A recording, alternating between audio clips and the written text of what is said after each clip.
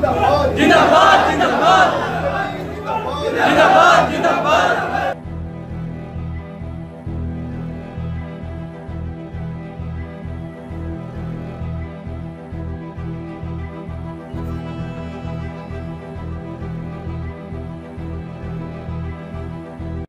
আজি 17 তাৰিখ ভোটৰ লাষ্ট ডেট আৰু আমাৰ পাথাৰকান্দি কনষ্টিটুৱেঞ্চিত আজি আমাৰ 2জন জিলা পৰিষদ 4জনৰ মাজত 2জন জিলা পৰিষদ আনকণ্টেষ্টেড নিৰ্বাচিত হৈছে।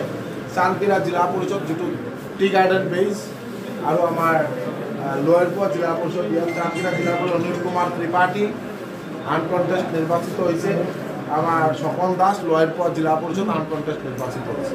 আৰু খুব আনন্দৰ কথা আমাৰ ইয়াত আপোনালোকে দেখিছে যে 12জন 23জনৰ মাজত 12জন আঞ্চলিক পঞ্চায়ত সদস্য আনকণ্টেষ্ট নিৰ্বাচিত হৈছে আৰু গ্ৰুপ সদস্য এতিয়ালৈকে হিচাপটো পোৱা নাই।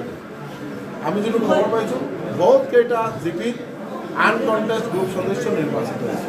তাতে আমি এইটো উপলব্ধি কৰিব পাৰিছোঁ আমাৰ মাননীয় মুখ্যমন্ত্ৰী ডক্টৰ হিমন্ত বিশ্ব শৰ্মা মহোদয়ে এইটো অক্লান্ত পৰিশ্ৰম প্ৰত্যেক এলেকাৰ সম উন্নয়ন মানে ডিচেন্ট্ৰেলাইজেশ্যন অফ পাৱাৰ একদম ৰুট লেভেলে যাতে পঞ্চায়ত ৰাজ স্থাপিত হয় আৰু একটা সুন্দৰ পঞ্চায়ত ৰাজ ব্যৱস্থা যাতে পৰিচালিত হয় তাৰ কাৰণে মাননীয় মুখ্যমন্ত্ৰী মহোদয়ৰ যি আগ্ৰহ তাৰ কাৰণে যি প্ৰয়াস গোটেই পাথাৰকান্দিৰ ৰাইজে এইটো হোৱাৰি জনাইছে, তেওঁলোকে আশীৰ্বাদ দিছে।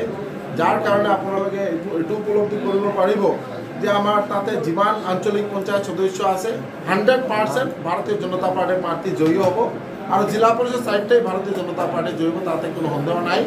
আৰু আপোনালোকে দেখিব গোটেই অসমত ভাৰতীয় জনতা পাৰ্টিৰ জয় জয়কাৰ হ'ব। 11 মে যেদিন কাউণ্টিং হ'ব প্ৰত্যেককেইটা জিলাত আঞ্চলিক পঞ্চায়তক আৰ জিলা পৰিষদও ভাৰতীয় জনতা পাৰ্টিৰ জয় জয়কাৰ হবে।